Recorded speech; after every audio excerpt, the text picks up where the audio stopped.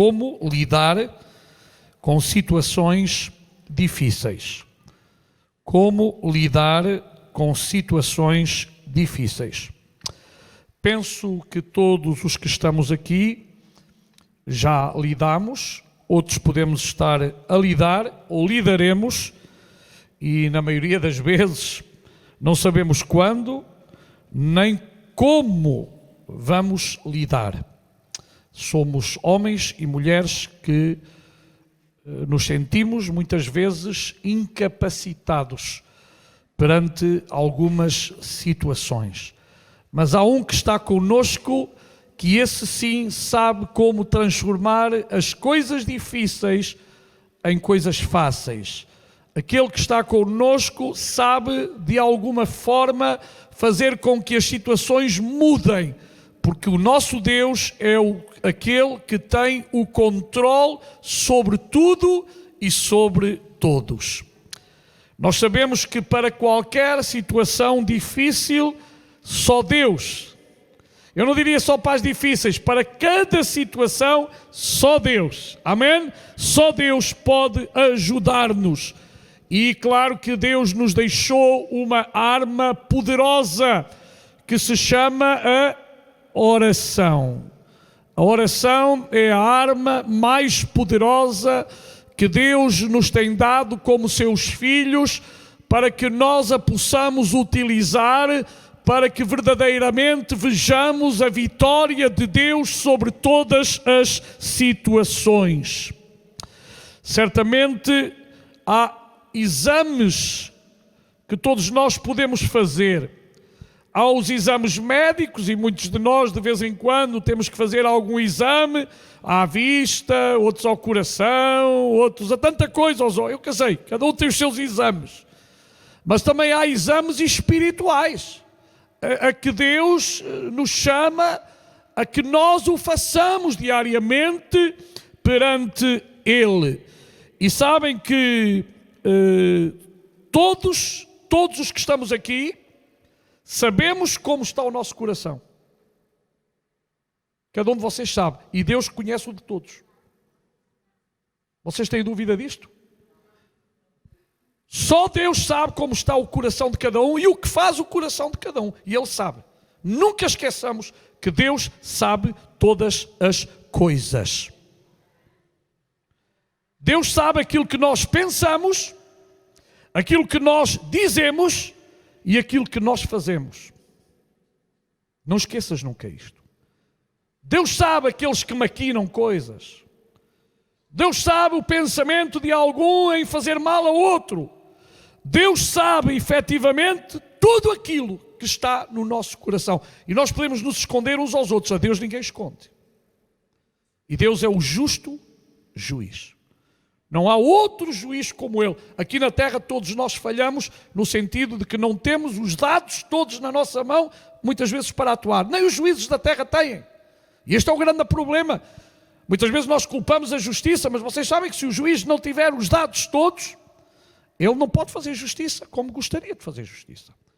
Mas há um que faz justiça, é Deus. Nunca esqueças isso. Por isso Paulo podia dizer, se Deus é por nós, quem será contra nós? E é bom que tenhamos Deus da nossa parte e a nosso favor. Porque pode ser que Deus não esteja do nosso lado nem a nosso favor. Porque isso depende das nossas ações, das nossas atitudes e dos nossos pensamentos. Deus só está com aqueles que fazem a sua vontade e aqueles que querem caminhar e praticar a sua palavra. Mesmo imperfeitos, mas aqueles que verdadeiramente colocam o seu coração na sua palavra e se esforçam por fazer o seu querer e a sua vontade. Não aqueles que,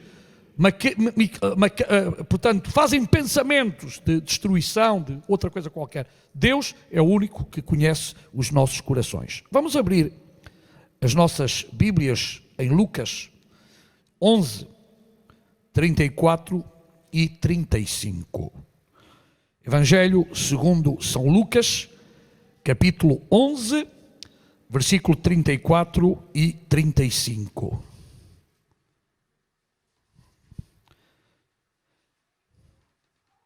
Este é um versículo que Jesus falou, muito importante, e diz assim: a candeia do corpo é o olho.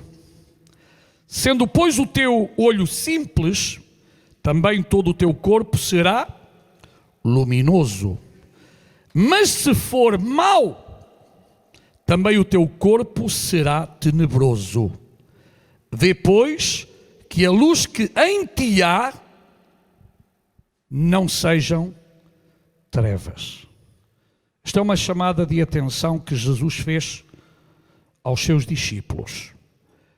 Ele estava a falar numa linguagem que todos entendiam. Hoje não seria muito bem entendida, visto que hoje nós não usamos uma candeia, usamos a eletricidade. Naquele tempo era o azeite, geralmente aquele que era utilizado em certos objetos para que iluminasse, trouxesse luz às pessoas durante a noite ou em lugares onde o sol não chegava. E Jesus está a dizer que a candeia do corpo é o olho. E nós temos que ter muito cuidado e tratar bem os nossos olhos. Aqueles que usamos óculos, e há aqui vários que usam óculos, usamos óculos porque há alguma enfermidade nos nossos olhos e por tal, necessitamos de óculos para ver corretamente. Correto? Porque nenhum de nós que está aqui quer ver o que não deve ver. Amém? Eu não posso ir conduzindo-se quando eu não vejo. Eu tenho que ter óculos para certos, e vocês para certos trabalhos. Se nós não tivéssemos óculos, não poderíamos desempenhar as funções corretamente. E aqui o Senhor Jesus está a falar que o olho, espiritualmente falando, é muito importante. Está a dizer que é precisamente a candeia do ser humano, a luz do ser humano. Através dos nossos olhos, nós temos a capacidade de ver as coisas.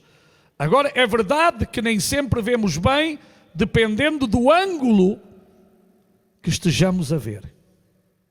Outro dia estava a ver uma imagem muito interessante de uma cadela que estava a pegar no seu filho e, vista de um prisma, parecia que estava a matá-lo, a pegar nele com a boca toda. Depois, no outro sentido, via-se que apenas estava a pegar no cachaço para pegar a sua cria e levá-la em proteção. Então, há muitas pessoas que, geralmente, à primeira análise, veem logo o que não deviam ver. Porquê? Porque os seus filtros estão sujos.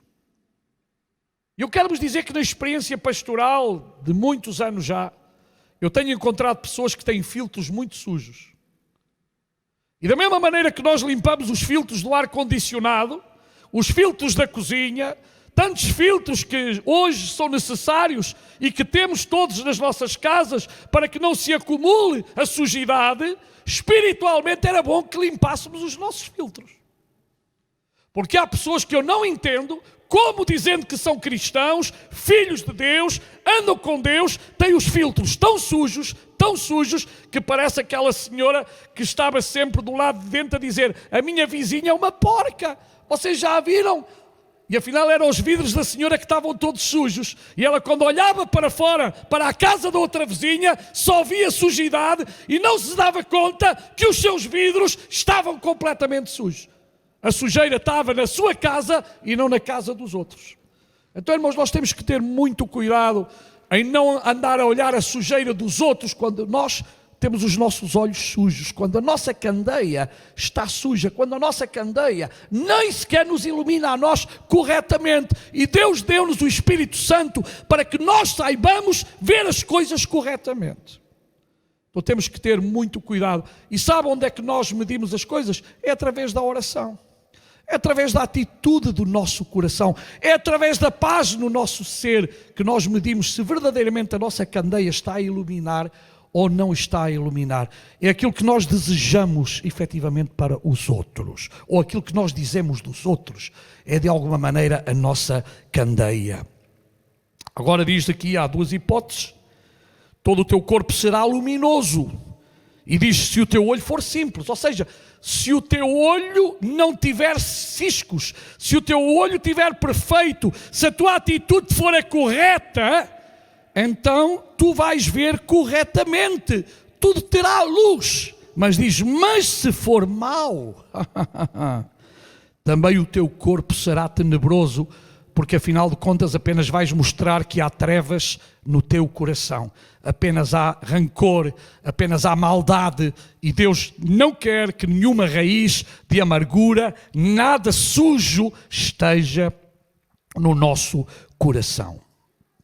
Quando a situação é crítica, geralmente é difícil de lidar, inclusive com os nossos sentimentos, e quando ela se prolonga pelo tempo, podemos, todos nós inclusive, cometer erros, como vamos ver que Moisés cometeu. Especialmente quando estamos debaixo de pressão, nós temos que ter muito cuidado em não tomarmos decisões quando estamos debaixo de pressão. Geralmente a pressão não é um bom conselheiro para nenhum de nós. Não é um bom conselheiro no lar, não é um bom conselheiro na escola, não é um bom conselheiro na empresa, não é um bom conselheiro em nenhum lado quando nós estamos debaixo de pressão. Daí a necessidade de orarmos, de irmos aos pés do Senhor, de levarmos as coisas corretamente e pedir a sua graça, a sua sabedoria. E a Bíblia diz, quem tem falta de sabedoria, que diz a Bíblia? Peça a Deus que dá a alguns. Ai não, te enganei-me. Peça a Deus que a todos dá e não deita em cara. Pergunto, nunca vos deitaram nada em cara, vocês? Olha, a mim já me deitaram várias coisas em cara. Pessoas que às vezes fazem-te um favor e depois dizem, eu tal dia fiz-te isto.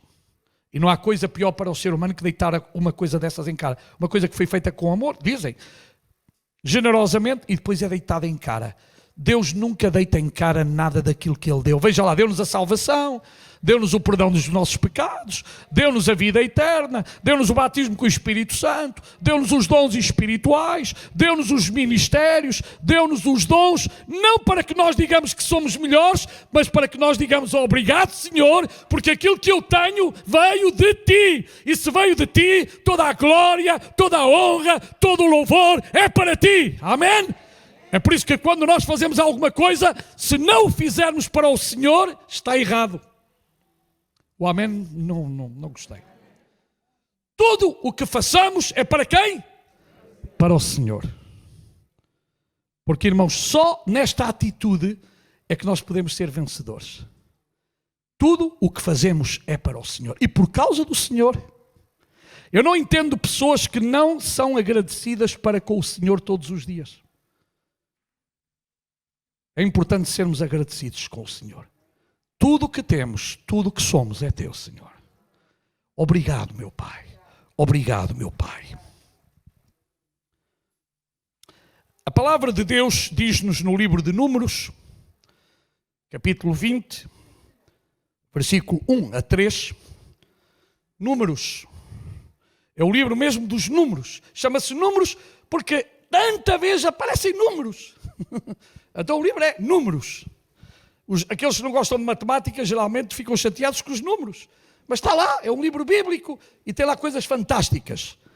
E diz assim, os filhos de Israel, e agora diz, a congregação toda chegaram ao deserto de Zim no primeiro mês e o povo ficou em Cádiz. E agora diz, ali, em Cádiz, morreu Miriam e ali foi sepultada. Todos sabeis que Miriam era a irmã de Moisés. Foi aquela que cuidou de Moisés, portanto, durante algum tempo. Agora veja o versículo 2. Ora, não havia água para a congregação. Ora, estamos aqui perante uma situação difícil. A nós não é a mesma coisa, mas chegarmos logo a casa, abrirmos a nossa torneira e não tivermos água, nenhum de nós fica contente. Pois não? Nós já nos habituámos, abre, sai. Quando abrimos e não sai, já ficamos assim, mas aí agora onde é que eu vou buscar água? Agora nós sabemos, ainda podemos ir buscar a algum lado, a um vizinho, ou comprar um garrafão. Mas ali no deserto não havia lojas, não havia supermercados, não havia centros comerciais, não havia água. Sabem para que serve a água? Nós hoje não valorizamos a água como era valorizada no passado. Provavelmente ainda está aqui gente que para ir buscar água andava um bom tempo. Eu cheguei a ir a algumas casas que não tinham água, e lembro-me disto, e tinham que ir à fonte, ao fontanário, nas aldeias, buscar água e trazer água. Graças a Deus que hoje nós não temos que fazer isso. Penso que a maioria. Ainda está aqui alguém que tem que ir buscar água fora? Ainda tem... foi, não estou a dizer que foi. Hoje buscar água fora. Não, hoje acho que não há ninguém. Mas talvez há países que sim. Não há países. Em África há lugares onde as pessoas vão quilómetros e quilómetros buscar água. A água é um bem precioso. Sem água é impossível viver. Vocês sabem que nós podemos viver até sem comida muito mais dias do que sem água. Nós ainda aguentamos, o nosso corpo aguenta porque, especialmente, o corpo de alguns de nós, não é, tem umas reservas extras, prontos. E as reservas extras é mesmo para isso. Se houver uma necessidade, eles vão lá buscar as reservas extras. É pena que estas aqui ficam. Mas pronto, eles vão buscar, o corpo vai buscar. Agora a água, sabe porquê? O nosso corpo é constituído por um percentual muito alto de água. E nós não podemos passar sem beber água todos os dias, irmãos. Há aí alguns que não gostam de beber água, mas tenham cuidado por causa da pedra dos rins, está bem? Bebam água, bebam água. A água é boa. Mas esta gente diz que não tinha água. Diz assim, portanto, ora não havia água para a congregação. E o que é que fizeram? Imediatamente foram, ajoelharam-se, olharam para o céu e disseram, Deus, manda-nos água. Não é assim a história? A história não é assim? Então como é a história? O que é que diz lá nas vossas Bíblias? Querem que eu leia? E o povo ajuntaram-se contra Moisés e contra Arão. Pergunto, que culpa tinha Arão e Moisés? Eram eles os diretores da companhia de águas do deserto? Até parecia que sim.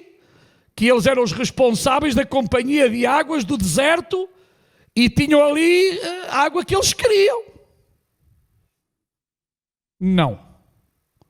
E o povo, em vez de usar a arma mais poderosa que eles tinham na mão, não usaram. Usaram a arma mais mortífera, que é a língua. Veja a diferença. Nós temos duas armas. Uma espiritual, que é a oração a Deus, e temos outra mortal, que é falar mal dos outros e arrebentar a vida de alguém, criando murmuração, criando situações. A língua dá para tudo. Por isso é que Tiago fala da língua, diz que é o pequeno membro indomável.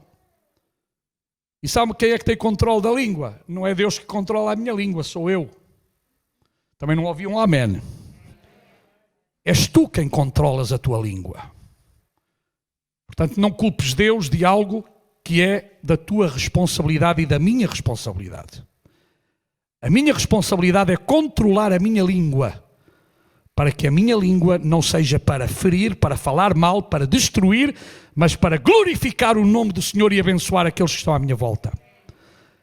Foi para isto que Deus nos deu a língua, para comunicação e sobretudo sobre os crentes, para glorificar o Senhor, para abençoar, para ajudar, para animar, não para destruir. Deus não lhe deu a língua para você destruir. Deus não lhe deu a língua para você murmurar. Deus deu-lhe a língua para você primeiro falar com Deus e falar com os seus irmãos coisas boas. Amém? Foi para isto que Deus nos deu a língua. Então, diz que se ajuntaram contra Moisés e Arão, e agora diz, e o povo contendeu ou discutiu com Moisés, dizendo, oxalá tivéssemos perecido quando pereceram nossos irmãos perante o Senhor. Meus irmãos, às vezes o ser humano diz coisas da boca para fora que, se tivesse o cuidado de fazer uma análise daquilo que está a dizer, da intenção que tem em dizer, perante Deus ficaria mesmo mudo. Porque, irmãos, como é que se podia falar de algo que nem Moisés, nem Arão tinham a culpa? E outra coisa, não foi em tempos difíceis, quando estavam a sair do Egito, e já no Egito tinham visto milagres. Deus tirou-os da escravidão, irmãos. E Deus tirou-nos a nós da escravidão espiritual. Como é que nós não somos agradecidos para com Deus, se Deus nos tirou das trevas? Se Deus nos tirou debaixo do domínio de Satanás e nos colocou em suas mãos, agora tu e eu somos filhos de Deus. É por isso que o mundo não nos conhece, porque o mundo, diz a Bíblia, jaz no maligno. O Deus deste século é o diabo.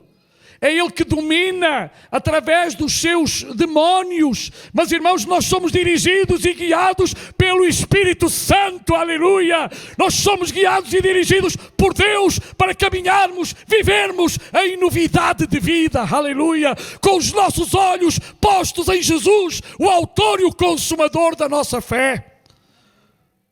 Eles deviam ter olhado naquele sentido de ter verificado como Deus os fez passar o Mar Vermelho. Esqueceram-se. Os homens e as mulheres esquecem-se muito rápido das bênçãos de Deus e agarram-se, irmãos, muitas vezes a coisas tão supérfluas, e a primeira coisa que fazem muitas vezes é falar mal de Deus, murmurar contra Deus.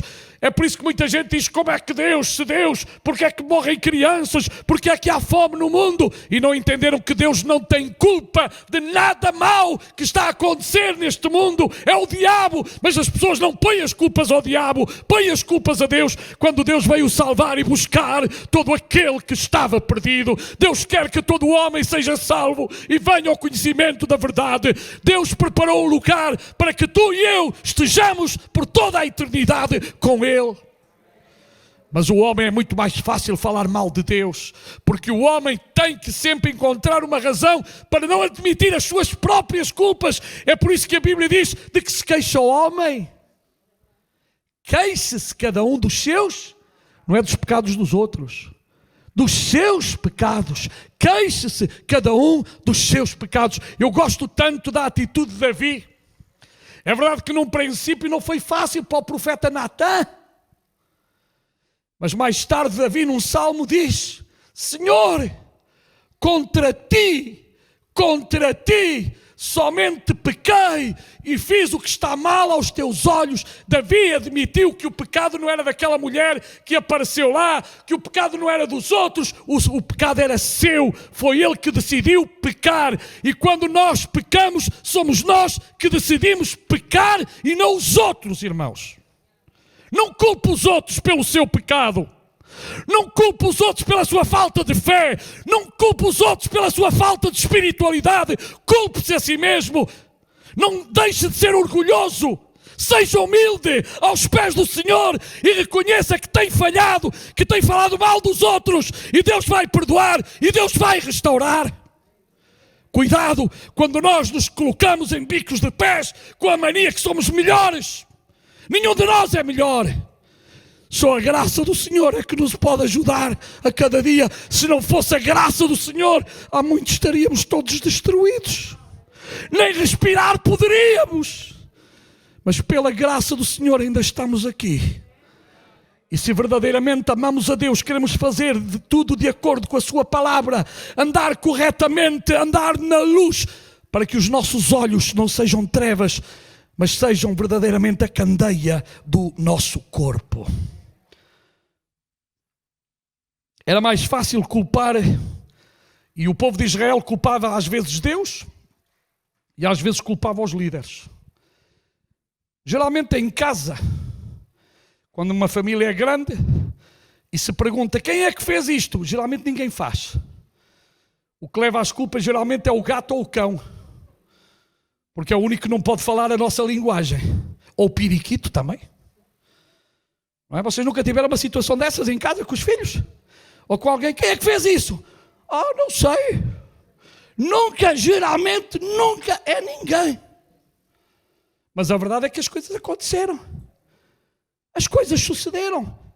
Não era tão fácil dizer, fui eu, assumir aquilo que fazemos errado, assumir aquilo que fizemos de mal, fui eu, perdoem-me. Mas geralmente o ser humano, desde pequenino, como é a coisa, é? Às vezes crianças tão pequenas e tu perguntas, não fui eu. Interessante, outro dia vi, esta era com animais, era uma senhora com 3 cães e tinha os chinelos todos rotos, tudo assim, e a senhora estava a falar com os cães, não é? Mas a gente também fala com outras coisas, mas enfim. Quem foi de vocês? E todos faziam assim, fazia-se, até que um pega na pata e faz assim na cabeça do outro, tum. Não sei se vocês viram esse vídeo, como dizendo, foi este, não sei se foi, se não foi. Até os animais não querem assumir as culpas, imagine-se, esse é um problema que surge desde o princípio do pecado do homem. O ser humano não gosta de admitir que falhou, que pecou, quando a solução só está quando nós reconhecemos o nosso pecado, as nossas culpas, as nossas falhas, se verdadeiramente queremos que Deus restaure as nossas vidas. Deus só pode restaurar quando nós reconhecemos. Aliás, digo-vos uma coisa, nós podemos andar 50, 100 anos numa igreja, mas se não reconhecemos o nosso pecado, ele nunca será perdoado. Não houve nenhum amém, problema vosso. Não é meu problema, é o que a Bíblia diz. Irmãos, porque sabe uma coisa, novo nascimento tem a ver com reconhecer o pecado. Sabe porquê? Porque Jesus veio por causa dos nossos pecados. Vocês esquecem-se disso? Jesus veio a este mundo, morreu por nós, por causa de quê? Diga, dos meus pecados. Meus pecados. Foram os meus pecados que levaram Jesus à cruz. Foram os meus pecados que levaram Jesus à morte. Não esqueça disso. Mas foi Deus quem o ressuscitou de entre os mortos para dizer, tragada foi a morte na vitória. Onde está a morte? O teu aguilhão. E nesta manhã eu dou graças a Deus, porque Ele ressuscitou de entre os mortos. Ele pagou a culpa que nenhum de nós jamais poderia pagar. Eu há bocado falei de Lamentações 3,39, não disse o versículo, quando diz de que se queixa, pois o homem vivente. É interessante. O homem morto já não se queixa, é o vivente. Algumas versões dizem o homem vivente. Queixe-se cada um dos pecados da sua mulher, do seu marido, dos seus filhos. Não, queixe-se cada um dos seus pecados. Como seres humanos, penso eu que todos os que estamos aqui somos seres humanos, temos dificuldade, muitas vezes, porque não sabemos que reações vamos ter. Eu não posso dizer que eu vou ter amanhã esta ou aquela reação. Às vezes temos reações boas, às vezes temos reações más. E sabe, quando falamos de Moisés, a Bíblia diz que Moisés era o homem mais manso. Não fala de outro assim. E este versículo a mim, quando chegar ao céu, tenho que perguntar ao Senhor. A sério. Porque Moisés era considerado mesmo um homem manso. E vocês sabem que por causa daquilo que estas pessoas lhe fizeram passar, Moisés não entrou na terra prometida. Já pensaram? Um homem que estava disposto a morrer pelo povo. Deus queria acabar com todos eles e ele diz, não, se vais acabar com eles, acaba comigo primeiro. Isto não é fácil, irmãos. E neste caso particular, Moisés não tinha absolutamente nada com isto, nem o seu irmão Arão, mas nós vemos aqui oposição, rebelião, atitudes que foram geradas pela raiva no coração dos israelitas. E, irmãos, Moisés tinha feito sempre tanta coisa boa por aquele povo. Se os irmãos forem ler os capítulos anteriores, vocês vão ver a mesma atitude. E vocês vão ver mais povo que morreu por causa de atitudes de murmuração. E mesmo assim continuaram a murmurar. Eu também não entendo o ser humano. Viram que os seus irmãos que queriam, eles achavam Eles achavam que podiam também ser sacerdotes. E sabe, há gente que tem a mania que sabe tudo. Há gente que não respeita os pastores da igreja. E acham que eles fariam melhor. É interessante que não foi eles que os convidaram para pastorear a igreja, não é? Não é? Mas há pessoas que sabem tudo, claro. Eu nos sapatos dos outros, quando eu era pequeno, nos sapatos do meu pai, sentia-me grande. Mas só por dizer que os sapatos do meu pai continuavam a fazer-me pequeno. Porque não são os sapatos do outro que te fazem grande. É toda uma vida, é todo um testemunho, é toda uma entrega, é tanta coisa. Mas sabe, há gente que se os deixássemos, eles dirigiam, faziam, governavam, porque eles sabem de tudo. Olha, eu quero-vos confessar que eu não sei de tudo. Todos os dias peço sabedoria a Deus, todos os dias. Senhor, dá-me sabedoria, Senhor. E vocês não sabem o que eu sofro muitas vezes, porque eu me sinto indigno de fazer qualquer trabalho, porque este trabalho é de Deus, não é meu. E eu não quero falhar. Eu não quero falhar, eu não quero errar. Irmãos, mas uma coisa eu quero, é ter uma consciência limpa diante do meu Deus, que aquilo que faço é por amor, é o mais certo que eu sei e que o Espírito Santo também me dirige. E que o Espírito Santo me dirige. E o Espírito Santo fala. E o Espírito Santo mostra muitas coisas também. Não só a mim, mostra a muita gente. E eu às vezes gostaria que não me mostrasse era tanto. Porque quando nós vemos certas coisas, sofremos. Mas o Espírito Santo conhece tudo o que está aqui, tudo. O Espírito Santo conhece desde o princípio até lá, dando a volta, toda a gente que está aqui, todo. A mim, o primeiro. E nós temos de ter uma consciência limpa diante de Deus. Há aqui alguém que é perfeito? Se está, é melhor sair porque pode trazer imperfeição para nós. A começar por mim, não há aqui ninguém perfeito. Eu sou imperfeito. Mas a cada dia busco a perfeição, busco agradar, busco fazer o meu melhor para Deus com uma consciência pura e limpa. Agora que haja pessoas que não gostam, olha, sempre Jesus era perfeitíssimo e tinha tanta gente que não gostava dele. Não é verdade? Por isso levaram-no à cruz. Crucificam. E olha que eu sei, só fez bem ele. E há pessoas que talvez me crucificassem. Não importa, Jesus também foi crucificado. Era mais um. Mas uma coisa é importante, é termos uma consciência pura e limpa diante de Deus, que é o único que conhece os corações de cada um de nós que estamos aqui. Moisés vivia desta forma. Moisés tinha feito tantas coisas.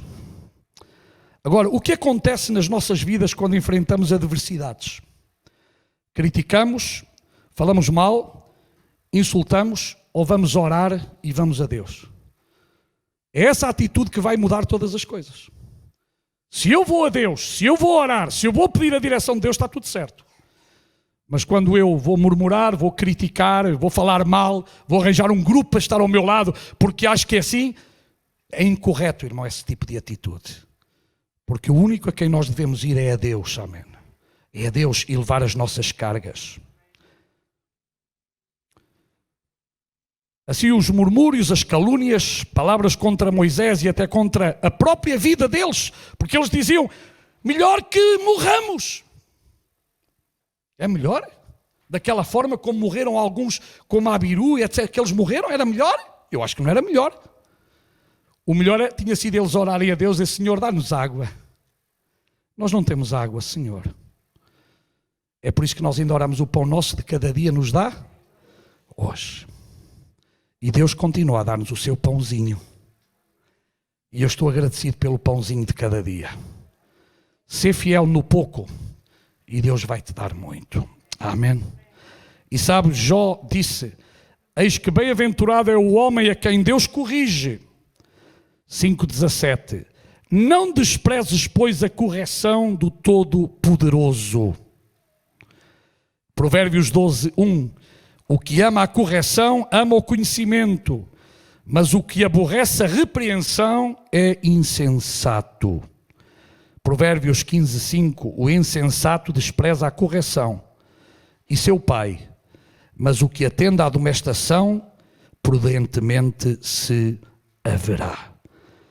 Depois também Provérbios 19:20. Ouve o conselho e recebe a correção, para que sejas sábio nos teus últimos dias. Eu poderia ler muitos e muitos versículos que nos falam sobre a correção do Senhor. Como já disse, durante as dificuldades reagimos de maneiras diferentes. A pressão do deserto, a falta de água ou suprimento deixam os israelitas zangados, descontentes com o passado, e disseram: se ao menos tivéssemos morrido quando os nossos irmãos morreram diante de Jeová. E nos capítulos anteriores nós vemos Coré, Datã, Abirã e outros e as suas respectivas famílias que tinham morrido por causa da murmuração e por causa de querer usurpar o cargo que não lhes pertencia. Eles eram os que louvavam, estavam, mas eles queriam usurpar e queriam fazer as mesmas funções dos sacerdotes e Deus não os tinha chamado para terem essas funções. É muito importante buscar o conselho do Senhor e a Escritura em Números 26 diz: e Moisés e Arão, depois disto passando de diante da congregação para a porta da tenda da reunião, aqui a tenda da reunião era o tabernáculo, caíram com o rosto em terra. E eu gosto muito do que está agora a seguir. E a glória do Senhor apareceu sobre eles. Sempre que nós nos humilhamos debaixo da potente mão do Senhor, o Senhor manifesta a sua glória, o Senhor manifesta o seu poder, a sua grandeza, não somente sobre as nossas vidas, mas sobre a sua igreja, sobre o seu povo. Louvado seja o Senhor. É importante ter em mente aqui que Moisés e Arão são a figura do servo de Deus, do servo do Senhor. O servo do Senhor deve manter boa comunhão com Deus, pois ele é exposto a calúnias, mal-entendidos, oposição e calúnia mesmo daqueles a quem serviu. Tudo isto faz parte da jornada do servo de Deus. Ter consciência disso é importante. Engana-se quem considera que o serviço a Deus é isento de dificuldades. Mas quem tem certeza da ajuda do Senhor sempre terá confiança. Por isso, meu irmão, minha irmã, confia no Senhor. É bom nós confiarmos no Senhor. E a palavra de Deus nos diz que Moisés buscou o conselho do Senhor, e claro que não basta buscar o conselho divino, é essencial obedecer àquilo que ele nos diz. Amém? E uma das paixões mais intensas do ser humano é a raiva. Como vocês sabem, uma das paixões mais intensas que o ser humano tem é a raiva. E Números 27 a 11 diz assim: e o Senhor disse a Moisés: toma a vara e ajunta a congregação, tu e Arão, teu irmão, e falai à rocha. Veja o que está aqui escrito. Falai à rocha perante os seus olhos, que ela dê as suas águas. Deus está a dar uma instrução. E o que é que está a dizer? Para ferir? Não. Fala à rocha. Claro, alguns de nós diríamos: ó Senhor, eu não sou tonto, Senhor. Mas alguma vez alguém falou para uma rocha? A cabeça de Moisés podia ter passado muita coisa. Falar a uma rocha? Claro, irmãos, que é apenas figurativo. Ele estava a falar era a Deus. A rocha em si é um pedregulho. Mas é que Deus, quando diz uma coisa, é para ser obedecido. E muita gente esquece que é melhor obedecer que sacrificar. A Bíblia é que diz. É melhor obedecer que sacrificar. Deus pede de mim e de vocês a obediência à sua palavra. Eu não posso alterar a sua palavra, irmãos. Vocês não podem alterar a sua palavra. Nós temos que obedecer à palavra do Senhor. E ai daquele que desobedece à palavra do Senhor. As consequências vão vir. Inevitavelmente, irmãos. Nós podemos fazer o que quisermos, mas quando nós somos desobedientes à palavra de Deus, as consequências vêm sobre nós. Falai à rocha perante os seus olhos, que ela dê as suas águas. Assim lhes tirarás água da rocha e darás a beber à congregação e aos seus animais. Agora veja o que é que Moisés fez. Moisés, pois, tomou a vara de diante do Senhor, como este lhe ordenou. Até aqui tudo certo. Até aqui tudo certo. Moisés e Arão reuniram a assembleia diante da rocha e Moisés disse-lhes: ouvi agora, rebeldes, porventura tiraremos água desta rocha para vós? Então Moisés levantou a mão e feriu a rocha 2 vezes com a sua vara, e por incrível que pareça, saiu água, e diz, copiosamente, um jorro de água. E a congregação bebeu, e os seus animais. Até aqui dizemos, se não tivermos com atenção à leitura, dizemos, fantástico, afinal, tudo correu bem. Correu bem para eles, mas não correu bem para Moisés. Porquê? O que é que Deus tinha dito a Moisés? Para falar. O que é que Moisés fez? Feriu. Porquê é que feriu? Estava com raiva. E sabe uma coisa? Quando você e eu estamos com raiva, erramos. Quando nós fazemos as coisas com ira, com raiva, falhamos. Perdemos a razão. Quantas vezes nós perdemos a razão por causa das nossas atitudes erradas? E foi isto, irmãos, que fez com que Moisés não entrasse na terra prometida. Agora, humanamente falando, tinha razão ou não tinha razão de estar chateado? Eu acho que tinha. Eu aqui, se fosse advogado de defesa, ia defender Moisés. Pois, Moisés atuou assim, eu estava farto daquela gente. Mas o problema é que não se tratava da gente, tratava-se de Deus. E nós esquecemos que quem deu a palavra foi Deus. E nós esquecemos que quem dá as ordens é Deus. E nós temos que ser obedientes a Deus e à sua palavra. E quando nós não somos obedientes a Deus e à sua palavra, nós falhamos. Nós erramos. E depois a seguir vamos pagar as consequências do nosso erro. Da nossa atitude, da nossa murmuração, do nosso ódio, do nosso rancor, de qualquer coisa que seja errado aos olhos de Deus. Eu acredito que foi a coisa mais difícil para Moisés não poder entrar na terra prometida. Mas Deus deu-lhe um privilégio de olhar para ela. Mas sabe uma coisa, Deus é justo. Deus nunca podia ter passado por alto a Moisés, porque Deus tinha dado uma ordem. E Deus, quando dá uma ordem, Ele não passa por alto. Por isso é que diz que o salário do pecado é a morte. Mas o dom gratuito de Deus é a vida eterna em Cristo Jesus, nosso Senhor. Nós merecíamos todos ser mortos, mas houve um que morreu por nós. E quando nós não estamos a fazer a vontade de Deus, nós estamos de alguma maneira, desculpem, a colocar todas as coisas outra vez em Jesus, o que está errado. Porque nós devíamos ser os homens e as mulheres mais agradecidos, fazendo a vontade de Deus e a vontade da sua palavra. E temos de ter cuidado, irmãos, porque com raízes de amargura e coisas no nosso coração nós não vamos entrar no céu. Com ódio nós não vamos entrar no céu. Irmãos, com murmuração não vamos entrar no céu. Então, irmãos, tenhamos cuidado quando no nosso coração há coisas ruins, há coisas más, há coisas que vêm do passado, e há pessoas, irmãos, que trazem coisas, trazem bagagens que ainda não se atreveram, pelo seu orgulho, pela sua vaidade, a esvaziá-las aos pés de Cristo. Estão a colecionar toda a sua vida coisas, quando era mais fácil, como diz Jesus, vinde a mim, vós que estáis cansados e oprimidos, e eu vos aliviarei. E há pessoas que carregam. Sabe porquê carregam? Porque não se humilham perante o Senhor, irmãos. Não se humilham. Não pedem a Deus perdão dos seus pecados, das suas falhas. E querem carregar esse peso. E depois tornam-se amargos, rancorosos. Que Deus nos guarde, irmãos. Que o nosso coração seja puro e limpo, sem nenhuma coisa desse tipo, que de alguma maneira nos vai impedir de entrarmos no céu.